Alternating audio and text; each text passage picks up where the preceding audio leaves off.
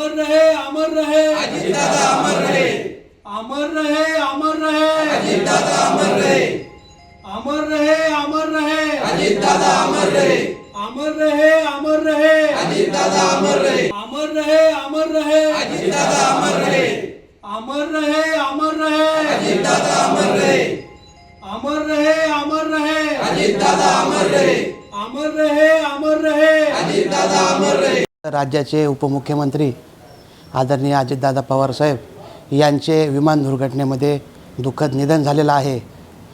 काही दिवसापूर्वीच आदरणीय दादा बीड जिल्ह्याचे पालकमंत्री झाले होते. बीड जिल्ह्याच्या लोकांच्या विकासासाठीच्या ज्या अपेक्षा होत्या त्या भरपूर दादांकडून होत्या.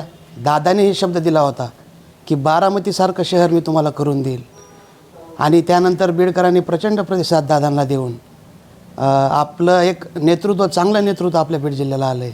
त्यामुळे एक आपलंसं वाटत होतं. पण दादांच्या जाण्याने महाराष्ट्राच्या राजकारणामध्ये प्रचंड मोठी पोकळी निर्माण झालेली आहे. एक सुशिक्षित आणि सामान्य माणसाची जाण असणारा नेता, महाराष्ट्राची पूर्ण भौगोलिक अभ्यास असणारा नेता आपण गमावलेला आहे. आणि मी दादांना आदरणीय भावपूर्ण श्रद्धांजली अर्पण करतो. एक तरुण म्हणून काय वाटतं? तरुण म्हणून एक अपेक्षा होते की बीड जिल्ह्यामध्ये रोजगाराच्या संधी उपलब्ध नाही आहेत, इंडस्ट्री नाही आहेत आणि त्याच्यामुळे एक तरुण बऱ्याच प्रकारे पुण्या मुंबई साईडला नोकरीसाठी जात असतो.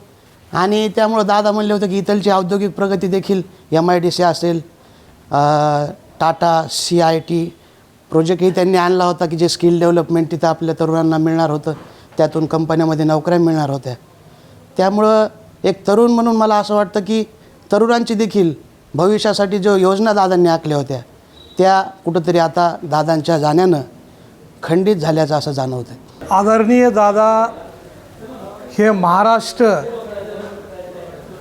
आणि खास करून बीडसाठी आत्ताच पालकमंत्री झाल्यामुळे बीडच्या खूप आशा उंचावलेल्या होत्या.